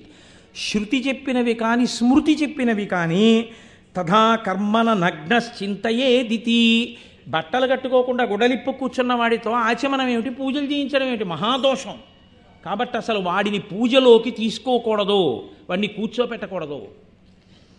నగ్నో మలినవస్త్ర స్యాత్, దుర్వాసన వచ్చేటట్టుగా, బట్ట వాసన వచ్చేటట్టుగా ఉన్నటువంటి బట్ట కట్టుకుని ఈశ్వరుడి యొక్క ఆరాధన చెయ్యకూడదు. నగ్నశ్చార్ధ్రపట, తడిబట్ట కట్టుకుని గుళ్ళోకి వెళ్ళినా, తడిబట్ట కట్టుకుని పూజలోకి కూర్చున్నా వాడు బట్టలు ఇప్పుకుని పూజకు కూర్చున్నట్టు లెక్కలో వేస్తారు. ఆర్ధ్రపట స్మృత నగ్నస్తు దగ్ధవస్త్ర స్యాత్, పొరపాట్న ఒక అగరవత్తు ఇలా తిప్పుతుంటే దాని నిరుసు ఒకటి వస్త్రం మీద పడి కన్నం పడింది, వెంటనే వదిలిపెట్టేయాలి దాన్ని. అసలు ఇంట్లో ఉంచుకోకూడదు, దాన్ని తీసేయాలి. ఎందుకో తెలుసా అండి, ఆ వస్త్రం మళ్ళీ కట్టుకున్నారనుకోండి మీరు నగ్నంగా ఉన్నట్టే లెక్క ఇంకా శాస్త్రంలో. అది పొరపాటున కానీ కట్టుకుని మీరు ఆచమనం చేయడం కానీ, అది కట్టుకుని ఏమైనా మంచి పని కానీ చేస్తే మీరు బట్ట లేకుండా చేసినటువంటి పాపం వేస్తారు ఖాతాలో, తప్ప మీరు మంచి పని చేశారని వెయ్యదు వేదం, ఈశ్వరుడు వెయ్యడు. కాబట్టి నగ్నస్యూతపటస్తథా, కొంచెం జాగ్రత్తగా వినండి. వస్త్రాన్ని తీసుకొచ్చి కత్తెరతో కత్తిరించి దర్జీ మిషను మీద కుట్టినటువంటి బట్టని వేసుకుని తిరిగినవాడు బట్ట విప్పుకు తిరిగినవాడే. కాబట్టి దీక్షాస్వీకారం చేశాడు అంటే ఏమిటి దాని అర్థం? ఒక్క కార్యాలయానికి వెళ్ళడం అలాంటి వాటికి మినహాయింపు ఏమో కొంతవరకు మీరు ఈశ్వరుణ్ణి క్షమార్పణ కోరుకుని చేయవలసి ఉంటుంది మీ గురువుగారు అనుమతితో, తప్ప దేవాలయాల్లోకి, భోజనశాలల్లోకి, పూజా మంటపాల దగ్గరికి చొక్కాలు వేసుకుని తిరగమని వేదంలో లేదు. చొక్కా వేసుకుని లోపలికి వెడితే, చొక్కా వేసుకుని ఈశ్వర కార్యం చేస్తే, ప్రత్యేకించి దీక్షితుడు వాడు నగ్నంగా చేయడానికి సిద్ధపడిన వాడని లెక్క. నేను దండపాణి గురుస్వామి గారి గురించి చదివాను. ఎన్నడూ కుట్టిన బట్ట వేసుకుంటానంటే ఆయన దీక్ష ఇచ్చేవారు కాదు. కుట్టిన బట్ట వేసుకోకుండా ఉంటావా 41 రోజులు? ఉంటానండి, వాళ్ళకే ఇచ్చేవారు ఆయన దీక్ష. కాబట్టి దీక్షితులు కుట్టిన బట్టలు వేసుకోకూడదు, ఏ కార్యాలయం వరకు అంతే. ఈశ్వర కార్యం దగ్గరికి వెడుతున్నారు, ఆచమనం, భోజనం, పూజ, ఈశ్వర సంబంధమైన పూజలో వస్తువులు ముట్టుకోవడం, ఏం చేసినా ఇవి తీసేసి ఉత్తరీయం కింద వేసేసుకోవాలి, ఎడంభుజం మీదకి తిప్పేసేయాలి, తిప్పి వేసుకోవాలి. కాబట్టి సదశం, దీక్షితుడు కాదు ఎవరైనా సరే వస్త్రం కట్టుకుంటే అంచులేని బట్ట కట్టరాదు. ప్యాంట్ వేసుకున్నవాడికి అంచు ఎక్కడి నుంచి వస్తుంది? అంచు ప్రశ్న ఎక్కడుంది? ఉత్తర క్షణం దీక్షాభంగమే అది దీక్షలో ఉన్నట్టు లెక్క కాదు, వాడు దీక్షని విసర్జించిన వాడితో సమానం, లేదా ఘోరమైనటువంటి దోషం. నీకు ఇవన్నీ చేసే ఓపిక లేదు, నిన్నెవరు చేయమన్నారు? నీకు చేద్దామనుంది, చేస్తానంటేనే చెయ్యలేను, చెయ్యవద్దు. నీకు చొక్కా విప్పి బనీని విప్పి నువ్వు పల్లకి పట్టావు ఈశ్వరుడిది, స్వామివారి జ్వాలాతోరణం కింద నుంచి తిరిగితే మానేసేయి, కింద నుంచి మామూలుగా తిరుగు. నీకు ఈశ్వరుడి కన్నా ఈ దిక్కుమాలిన శరీరం ఏం కాదు. ఒకనాడు తీసుకెళ్ళి అగ్నిహోత్రం మీద పెడితే ఈ పైదంతా కాలిపోతుంది. కాళ్ళు తీసుకెళ్ళి కాల్చేసేటప్పుడు శవాన్ని కిందకి పెడతారు. ఎందుకనంటే ముందు తల పగిలిపోవాలి, బ్రహ్మస్థానం పగిలిపోతే తప్ప వచ్చిన వాళ్ళు వెళ్ళరు స్నానం చేసి. అందుకని తల బాగా కాలిపోవడానికి వీలుగా పెడతారు, చితి మీద పెట్టి కాళ్ళు బయటికి పెడతారు. బ్రహ్మస్థానం పగిలిపోతుంది, ఈ కాళ్ళు మాత్రం ఉండిపోతాయి. కాళ్ళు కనపడుతుంటే ఇంకా కాలుతూ ఉండడం వల్ల ఈ పైనంతా కాలిపోతుండడంలో అరికాళ్ళల్లోంచి నీళ్లు ఉబుకుతుంటాయి. ఆఖరిని ఏం చేస్తారో తెలుసా అండి? ఇక్కడ వరకు కాలిపోయింది కదా, ఈ కాళ్ళు తిప్పి ఇలా వెనక్కి పడేస్తారు, కర్ర ముక్కలు పడ్డట్టు పడిపోతాయి అంతే. ఇక్కడ వరకు కాలిపోయింది కదా, వెనక్కి మడవక్కర్లేదు, ఎత్తి కర్రతో అలా పడేస్తారు. పడేశారంటే ఇంచుమించు శరీరం అంతా దగ్ధమైపోయిందని గుర్తు. ఆఖరణ కాళ్ళు పడేస్తారు లోపలికి. ఆపాటి దానికి, ఆపాటి శరీరానికి, ఆపాటి దేహానికి దేనికి విర్రెక్కిపోతున్నావు? ఈశ్వరుడి దగ్గర చొక్కా ఇప్పడానికి. అంత తాపత్రయం ఉన్నవాడికి నీకు ఈశ్వరుడి గురించి ఏమర్థం అవుతుంది అనుకుంటున్నావు అసలు? ఇంకా నువ్వు భగవంతుడి పల్లకి ఏం పట్టగలవు చొక్కా విప్పి? నువ్వు ఈశ్వరుడి దగ్గర ఏం నిలబడతావు చొక్కా విప్పి? అంత శరీర వ్యామోహం ఉన్నవాడికి దీక్ష ఎందుకు? ఇవి విసర్జించగలిగితే, అలా నిలబడగలిగితే వాడు 18 మెట్లు ఎక్కడానికి అర్హుడు. 41 రోజులు శరీరం మీద వ్యామోహం వదలగలిగితే వేసుకున్న నల్లబట్టకు అర్థం. నల్లబట్ట ఒక్కటి కట్టి లోపలవన్నీ ఏమీ వదలని దానికి ఏం వదిలేవని నువ్వు దీక్షితుడివన్నీ నిన్ను పిలవను. శాస్త్రం అంగీకరించద్దు. కాబట్టి సదశం అంచు ఉండి తీరాలి వస్త్రానికి. అందున ప్రత్యేకించి దీక్షితులు చాలా జాగ్రత్తగా కట్టుకోవాలి. అంచు ఉన్న బట్ట మాత్రమే కట్టాలి. అఖండం కట్టుకున్న బట్ట ఎన్నడూ చీల్చబడినది కాకూడదు. అందుకే మీరు చూడండి, కత్తెరతో బ్లేడుతో కొయ్యవలసిన అవసరం లేకుండా ఉత్తరీయం వేరుగా ఉంది అని గుర్తేమిటో తెలుసా అండి? రెండిటికి మధ్యలో నేత దూరం పెట్టేస్తారు. దాన్ని వేలుతో ఇలా అన్నా సరే ఊడిపోతుంది ఉత్తరీయం. తప్ప ఒక వస్త్రాన్ని తెచ్చి ముక్కలు చేసి రెండు చొక్కాలు కుట్టించడమో ఏదో చేశారనుకోండి, అందులో కొన్ని ముక్కలు కత్తిరించి చొక్కా కుట్టడం ఏదో చేశాడనుకోండి, ఇక అది దీక్షకు పనికిరాదు. దీక్ష ఎందు మీరు ఆ దీక్ష ఎందు ఏంటండి? తెలియక కొత్త బట్టలు పట్టుకెళ్ళి ఈశ్వరుడి దగ్గర పెడుతుంటారు చొక్కాలు అవిని. అలా పెట్టకూడదు. కొత్త బట్టలకి లక్ష్మీ కటాక్షంగా ఓ పసుపు చుక్క పెట్టుకుని కట్టుకోవడమే. మీరు ఈశ్వరుడి దగ్గర పెట్టాలి అంటే ఒక్క పంచ ఉత్తరీయం మాత్రమే పెట్టాలి, తప్ప ఇతరములను పెట్టుకోకూడదు. కాబట్టి పంచ కట్టుకోవడం అంటే గోచీపోసి కుర్చీళ్ళు పెట్టి పంచ కట్టుకోవడం, లుంగీలు కట్టుకుని దీక్షితులు తిరగడం పంచ కట్టుకోవడం కాదు. కాబట్టి శ్రద్ధగా ఉండాలనుకుంటే ఉత్తరక్షణం పంచ కట్టుకోవడం నేర్చుకోండి. కాబట్టి సదశం అఖండం చీల్చబడనటువంటి బట్టను మాత్రమే కట్టుకోవాలి తప్ప ఎలా పడితే అలా బట్ట కట్టుకుని దీక్షితుడు అసలు తిరగరాదు. సరే, ఇంకా నేను ఇంతకన్నా చెప్పాను అనుకోండి, ఇతర విషయాలు ఏమైనా స్పృశిస్తే మీరందరూ కొంచెం బాధపడే అవకాశం ఉంటుంది. కాబట్టి నేను స్పృశించను. ఇంకా నేను మీతో మనవి చేసే విషయాన్ని ఒక్కటి బాగా జ్ఞాపకం పెట్టుకోండి. నాకు వ్యగ్రత లేదు, నాకేమీ కోపం లేదు, నేను ఎవరి యందు దోషం పట్టాలనేటటువంటి ప్రయత్నం ఉన్నవాడని అసలు కాను. నా ప్రయత్నం వల్ల ఒక్కటే. ఏమిటి నా ప్రయత్నం అంటే, ఈ 2 రోజులు నేను కూర్చున్నటువంటి ప్రసంగాలు దండపాణి గురుస్వామి వారి స్మారక ఉపన్యాసాలు. ఆ మహానుభావుడు దేనికోసం తాపత్రయపడ్డారో ఆ కోణంలో నేను మాట్లాడలేకపోతే నాకేదో పనుందని నేను మానేయడం మంచిది. నేను మాట్లాడాలనుకుంటే ఆయన హృదయానికి తగినట్టే నేను ఉన్నది ఉన్నట్టు మాట్లాడితేనే నేను ఇక్కడ కూర్చోవడానికి ఒప్పుకోవాలి కదండి. అందుకని నాకు మార్గం లేదు, ఉన్నది ఉన్నట్టు చెప్పడమే నాకు మార్గం. అందుకే నేను మీతో మనవి చేస్తున్నాను, అయ్యప్ప స్వామి దీక్ష తీసుకుంటే 40 రోజుల్లో అయిపోతుందనుకోవడం కన్నా మూర్ఖత్వం ఇంకొకటి లేదు. నేను ఆయన పాదాల దగ్గర కూర్చుని చెప్తున్నాను. ఇప్పుడు నేను చెప్పినవి 40 రోజుల తర్వాత పనికి రావని మీరు ఎలా అనుకుంటున్నారు? ఆచమనం 40 రోజుల తర్వాత మీకు అక్కర్లేదా? 40 రోజుల తర్వాత కూడా ఆచమనం చేస్తారుగా. చెయ్యాలంటే ఎడంబుజం మీద ఉత్తరీయం ఉండాలిగా, పైన వస్త్రం లేకుండా ఉండాలిగా, గోచీ పోసుకుని పంచె కట్టుకునే దేవాలయాల్లో తిరగవలసి ఉంటుందిగా, చొక్కాలు వేసుకుని ఈశ్వరుడి దగ్గరికి వెళ్ళి పూజలు చేయకూడదుగా, మీ ఇంట్లో మీరు భోజనం చేసినా చొక్కా బనీను విప్పి కదా భోజనం చేయాలి. ఇవి మీకు ఎప్పుడు పనికిరావని మీరు అనుకుంటున్నారు? ఇవి తెలుసుకోవడానికి అట్టే మాట్లాడితే అయ్యప్ప స్వామి దీక్ష అక్కర్లేదు. జిజ్ఞాసు అయి ఉన్నాడు అనుకోండి, తెలుసుకోవాలని కుతూహలం ఉందనుకోండి, బాగా ఆచార్యుణ్ణి పట్టుకున్నాడు అనుకోండి, నేనంటాను ఆయన ఊపిరున్నంత కాలం ఆయన దీక్షలోనే ఉన్నాడు. ఆయనకి కొత్త దీక్ష ఏంటి? ఆయన దీక్ష లేకుండా చేసే పనే లేదు. ఇవాళ మన ప్రారబ్ధ కర్మ ఎలా వచ్చిందంటే దేవాలయాల్లో తీర్థాలు కూడా నిలబెట్టిస్తారు, మనం కూడా నిలబడి కూర్చుకుంటాం. అసలు తాగడం తినడమే నిలబడి చేయకూడదంటే ఇంకా దేవాలయంలో తీర్థం నిలబడి తాగడం ఎంత దారుణం మీరు చూడండి. కూర్చుని అథవా కనీసంలో కనీసం వంగైనా తీర్థం పుచ్చుకోవాలి, లేకుండా నిట్ట నిలువుగా నిలబడి తీర్థం పుచ్చుకోవడం ఏమిటి? దీక్షితులు అలా తీర్థాలు పుచ్చుకొని దేవాలయ ప్రాంగణాల్లో తిరగడం ఏమిటి? ఒక దీక్షితుడు తిరుగుతున్నాడు అంటే దేవాలయంలో ఆ దీక్షితుని యొక్క నడవడి చూసి మీ కాళ్ళ మీద పడాలి. అబ్బా, ఎంత నియంత్రణ సాధించాడు, ఎంత గొప్పగా ప్రవర్తిస్తున్నాడు. ఎక్కడి నుంచి వస్తుంది? అమాంతం ఇవాళ మీరు బట్ట మార్చుకున్నారని మీకు లోపల వచ్చేవి ఇవన్నీ. ఇప్పుడు నేను ఈ రంగు బట్ట విప్పి ఇంకొక రంగు బట్ట కట్టాను అనుకోండి, ఈ శరీరానికి ఎలా వస్తుంది?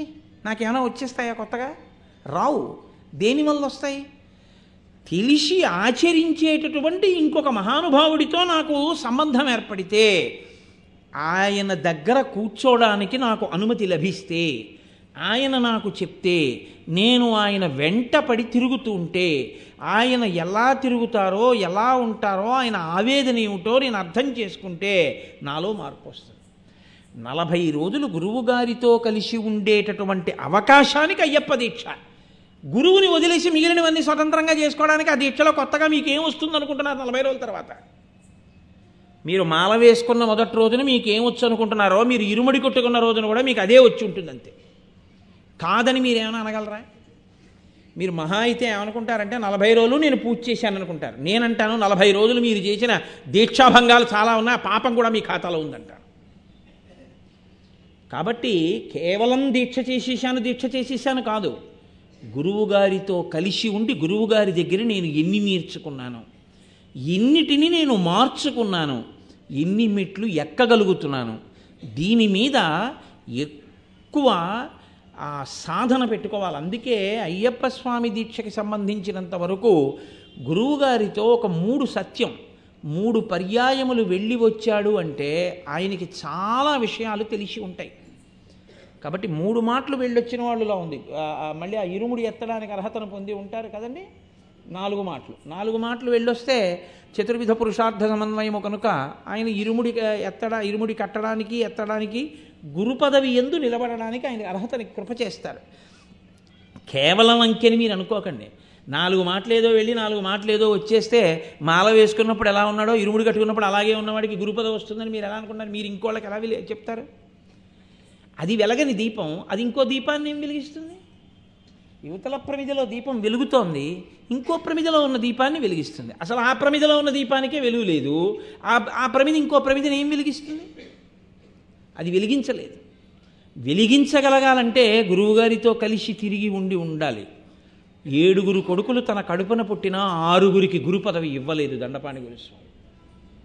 బహుశः ఆ స్థాయిలో నిలబడగలిగిన ప్రజ్ఞ ఉంది అనుకున్న ఒక్కరికి ఆయన ఇచ్చారు.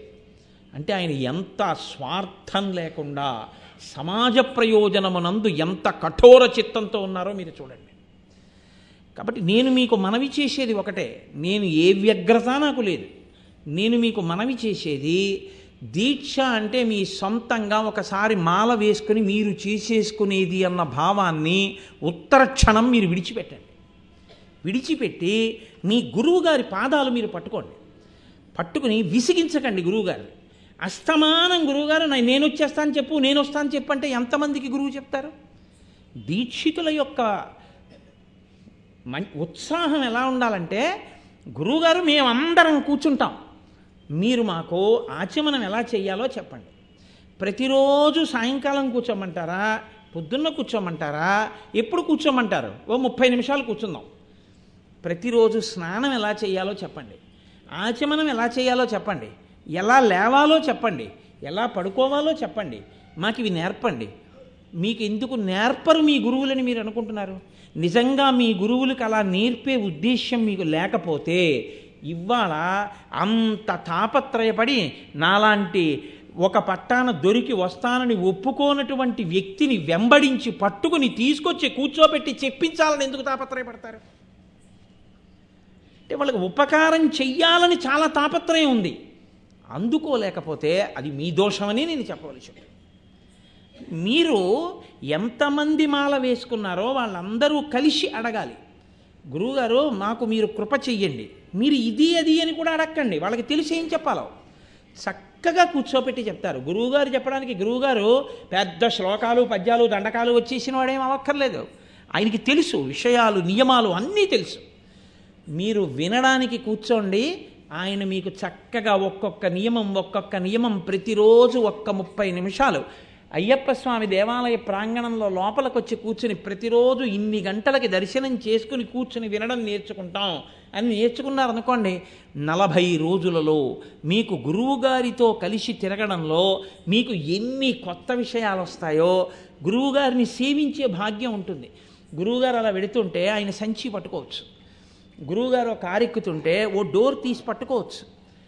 గురువుగారి శరీరం ఖేదపడకుండా చేసేదే గురు శుశ్రూష.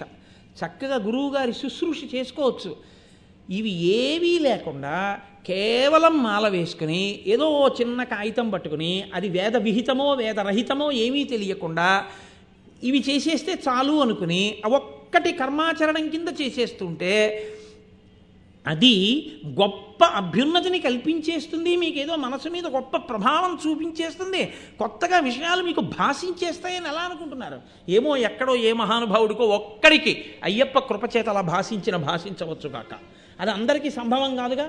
ఆ అయ్యప్పేగా గురుస్వరూపంలో భూమి మీద తిరుగుతున్నారు. ఆయన పాదములు పట్టుకొని చక్కగా ఆయన దగ్గర నేర్చుకునే ప్రయత్నం చెయ్యండి. మీరు చేసే దీక్ష ఎంత ఉజ్వలంగా ఉంటుందో, మీకు ఎంత ఆనందంగా ఉంటుందో, ఎంత సంతోషంగా ఉంటుందో మీరు ఆలోచన చేయండి. నేను మిమ్మల్ని శాసించట్లేదు, మిమ్మల్ని ప్రార్థన చేస్తున్నాను. మీరు నేను చెప్పింది శాసనం కింద తీసుకోమని నేను చెప్పట్లేదు, నేను ఇచ్చే సలహా మీకు పనికొస్తుందేమో ఒకసారి ఆలోచించమని చెప్తున్నాను అంతే. కాబట్టి మహానుభావుడు అయ్యప్ప. ఇంకా నేను ఈ దీక్షా నియమములను అక్కడతో విడిచిపెడుతున్నాను, ఎందుకంటే అది ఒకసారి ఆ రుచి చూపించడం వరకే తప్ప దాని కొనసాగింపు నాది కాదు. మీకు ఆచార్యులు ఉన్నారు, వారు ఆ కొనసాగింపుని చూస్తారు. మీ యందు ఆర్తి ఉంటే ఆ కొనసాగింపు మీకు లభ్యమవుతుంది. అయ్యప్ప స్వామి మహానుభావుడు. నేను ఎందుకు ఈ మాట అంటున్నానో తెలుసా అండి? ఒక దేవతాస్వరూపాన్ని పట్టుకునేటప్పుడు ఆ దేవతాస్వరూపం యొక్క గొప్పతనం మీకు బాగా భాషించి ఉండాలి, మీకు బాగా తెలిసి ఉండాలి.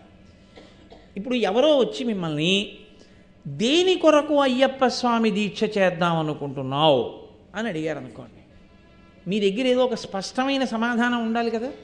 ఎందుకు చేద్దాం అనుకుంటున్నాను? నేను అలా కొంతమందిని అడిగి చూశాను. వాళ్ళు నాతో ఏం చెప్తుంటారో తెలుసా అండి? అలా మాకు తెలిసిన వాళ్ళు వేసుకున్నారండి, నేను వేసుకుంటాను. లేకపోతే ఏం చెప్తారంటే 3 మాటలు వెళ్ళొచ్చారండి, ప్రతి ఏడాది అలవాటు, అందుకని 4వ మాట వేసుకున్నాను. అథవా ఇంకా ఏం చెప్తారంటే ఏదోనండి మామూలుగా ఉంటే అసలు నేను కొన్ని నిగ్రహించుకోలేను, ఏదో ఆ దీక్ష తీసుకుంటే కొంత నిగ్రహం కలుగుతుంది, మంచిదే, నేను దాన్ని ఎంత మాత్రం దోషం పట్టనుసమండి. ఎందుకో తెలుసా? కనీసంలో కనీసం అతను ప్రయత్నం చేస్తున్నాడు, స్వచ్ఛందంగా తనని తాను క్రమశిక్షణలో పెట్టుకునే ప్రయత్నం చేస్తున్నాడు. మీ దగ్గరికి వచ్చి చెప్తే మీరు దానికి నవ్వితే అతను ఎవరికి చెప్పుకుంటాడు? అది నవ్వే విషయం కాదు, శ్లాఘించవలసిన విషయం.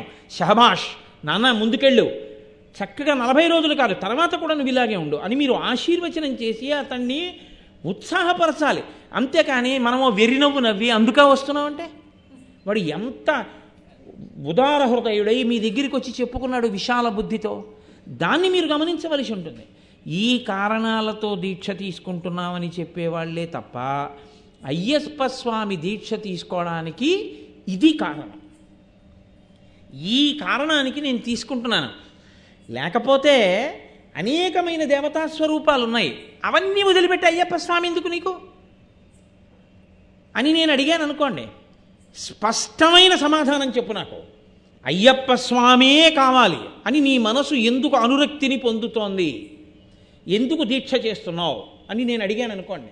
ఏం ఒకసారి చేస్తే నువ్వు అందుకోలేకపోయావా ప్రయోజనాన్ని? అన్ని మార్లు చేస్తే నీకు కొత్తగా ఏ ప్రయోజనం వస్తుంది? 18 అంకె 10 రెట్టాంబడి ఇవన్నీ నాకు చెప్పకండి. ఏదో 18 మెట్లు ఎక్కాలండి, అవన్నీ జాగ్రత్తగా దీక్షలు చేసిన వాళ్ళకి. 10 నెట్టాంబడి లోపల మనసుకి సంస్కారం వచ్చిన తర్వాత చేసే పని అది కాదు. ఒకసారి చేసి తృప్తి పొందక 2వ మాట నువ్వు అందులో ప్రవేశించడానికి స్పష్టమైన కారణమేమి నువ్వు చెప్పగలవా? అది ముందు నీకు లోపల రావలసిన ప్రశ్న. అసలు ఆ ప్రశ్న అంటూ ఒకటి ఏర్పడితే అయ్యప్ప స్వామి దీక్ష తీసుకోవడానికి నీకు పరిపూర్ణంగా లోపల మనసుకి ఆనుకూల్యత ఏర్పడింది అని గుర్తు. అయ్యప్ప స్వామికి శాస్త్రాలలో ఉన్న పేరేమిటో తెలుసా అండి? ఆర్యన్ ఆయన పేరు. ధర్మశాస్త్ర, భూతనాథుడు, అయ్యప్ప. అయితే లోకంలో ఉండేటటువంటి విషయం ఏమిటంటే కొంచెం తేలికగా ఉండేది 10 మంది పలికేది ఏదో అది ప్రచారం అవుతుంది. అసలు యథార్థమునకు మీరు జాగ్రత్తగా పురాణాల లోతులను పరిశీలనం చేస్తే స్కాందాది పురాణములను, ఆయన పేరు ఆర్యన్. ఆ పేరున్నవాడు ఇంకొకడు లేడు. ఆర్యన్ అన్న పేరు ఎవరిదో తెలుసా అండి? కేవలము ఒక్క అయ్యప్ప స్వామిదే. ఆర్య అంటే పూజింపదగినది, పూజింపదగినవాడు, పెద్దవాడు, గౌరవనీయుడు. ఆర్య అన్న పేరుతో సంబోధింపబడేది ఒక్క పరాశక్తి. అందుకే ఆర్యాశతకము. ఆర్యా మహాదేవియున్నను రక్షింప నిరుంగునో ఎరగదో నా భాగ్యమెట్లున్నదో అంటారు పోతన గారు భాగవతంలో. ఆర్యా మహాదేవి అన్న పేరు కేవలం అమ్మవారికి చెందినది. అందుకే మూకశంకరులు ఆర్యాశతకము అని చేశారు. ఎవరైనా పెద్దవారిని ఉద్దేశించి మనం ఏమైనా ఉత్తరం రాస్తే ఆర్య అని సంబోధించి వ్రాస్తాం. కాబట్టి ఈ ఆర్య అనబడేటటువంటి సంబోధన ఏది ఉందో అది పెద్దరికాన్ని సూచిస్తుంది, పూజనీయతని సూచిస్తుంది. కాబట్టి ఈ పూజనీయతను పెద్దరికాన్ని సూచించేటటువంటి ఆర్య శబ్దం అయ్యప్ప స్వామి యందు ప్రయోగించారు. అయ్యప్ప స్వామి యందే ప్రయోగించడంలో ఉన్న గొప్పతనం ఏమిటో తెలుసా అండి? మళ్ళీ శివ పాదాది కేశాది పర్యంత స్తోత్రమని శంకర భగవత్పాదులు చేశారు. శివుడికి 3 కుమారులు అని చెప్తాయి పురాణాలు.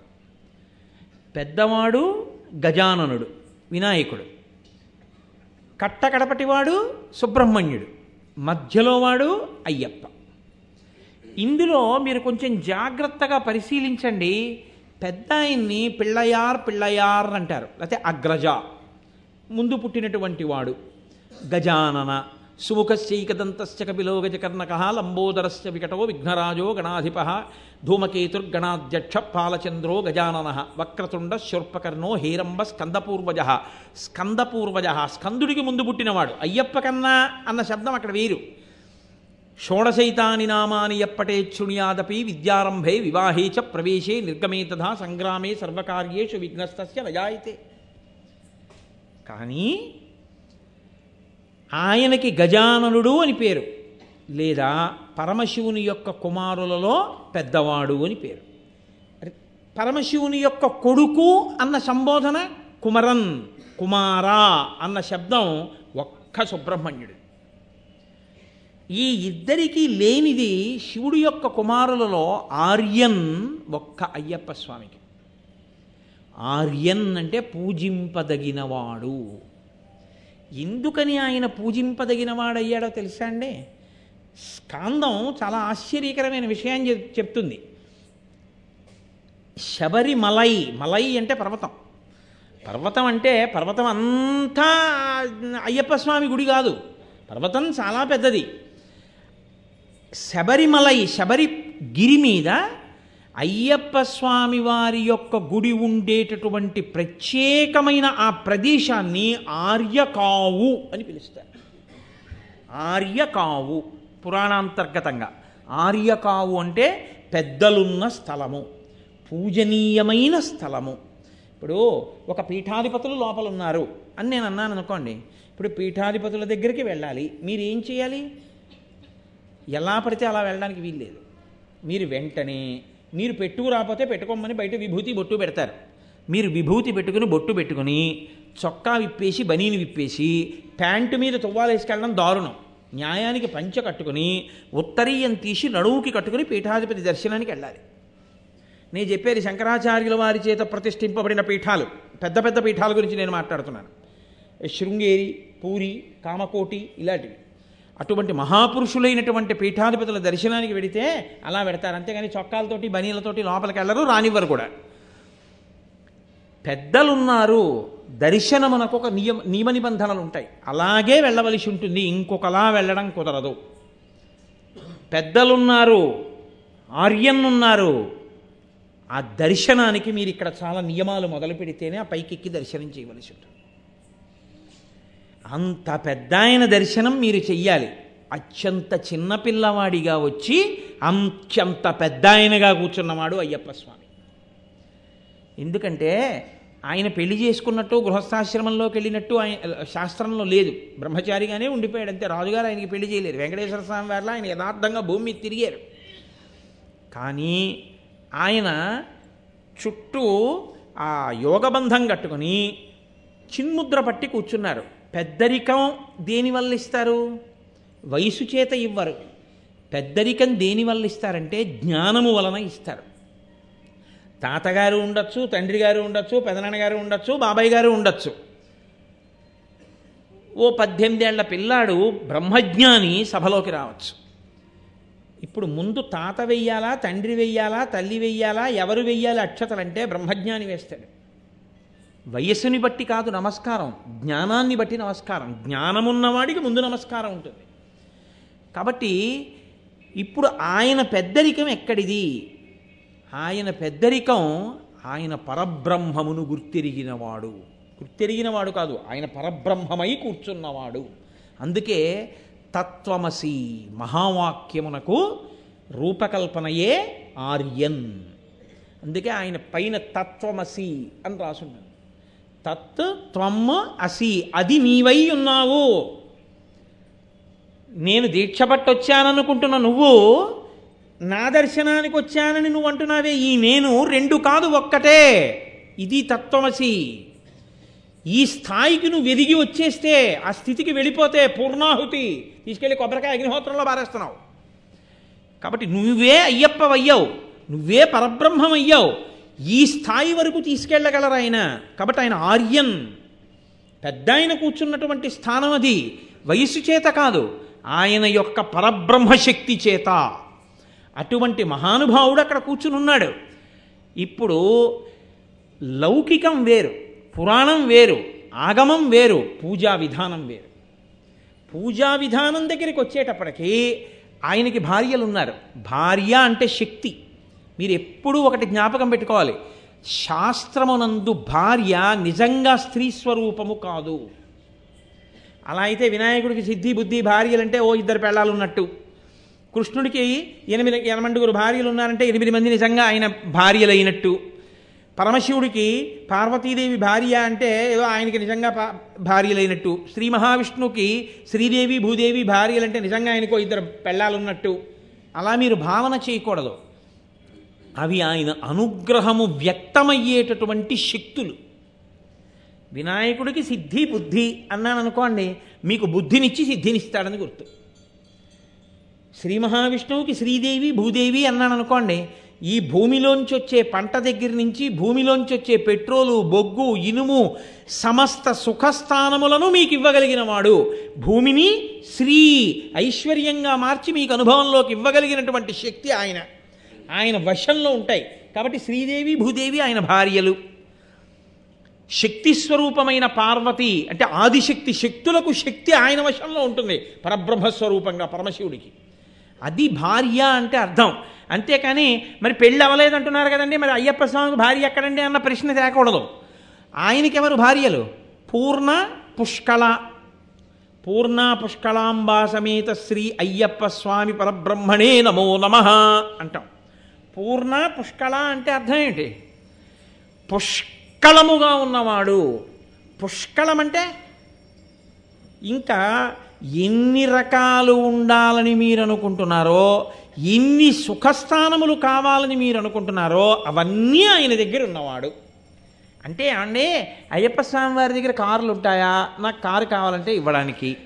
అయ్యప్ప స్వామి వారి దగ్గర నా కొడుక్కి ఉద్యోగం కావాలంటే అపాయింట్మెంట్ ఆర్డర్లు ఉంటాయా అంటే, నేను మీకు ఒక మాట చెప్తాను, బాగా గుర్తుపెట్టుకోండి. ఇది తత్వ పరిశీలనము అన్న మాటకు అర్థం. అందుకే గురువు గారి కాళ్ళు కట్టుకోండి అని నేను మీతో మనవి చేసేది. అది గురువు చెప్తారు మీకు. అది ఇరుముడి కట్టుకోవడానికి యోగ్యత రావడం అంటే. లేకపోతే అసలు ఆ నెయ్యి పోసుకున్న కొబ్బరికాయ పట్టుకుని వెళ్ళడానికి మీకు అర్హత ఎక్కడి నుంచి వస్తుంది అగ్నిహోత్రంలో వేయడానికి? కాబట్టి ఇప్పుడు ఆయన చేతిలో అన్నీ పుష్కలంగా ఉండడం అన్న మాటకు అర్థం ఏమిటో తెలుసా అండి? ఒకటే గుర్తుపెట్టుకోండి, మీకు చెరుకు కావాలి, ఎక్కడి నుంచి రావాలి? భూమిలోంచి రావాలి. మీకు వరి కావాలి, భూమిలోంచి రావాలి. గోధుమలు కావాలి, భూమిలోంచి రావాలి. బార్లీ కావాలి, భూమిలోంచి రావాలి. యాపిల్ పండు కావాలి, భూమిలోంచి రావాలి. తోటకూర కాడ కావాలి, భూమిలోంచి రావాలి. కాదు, నాకు కారు కావాలి, కారును తయారు చేయడానికి కావలసిన ఇనుము భూమిలోంచి రావాలి. కారు పరిగెత్తడానికి కావలసిన పెట్రోల్ భూమిలోంచి రావాలి. కాబట్టి ఇవన్నీ కూడా భూమిలోనే ఉన్నాయి.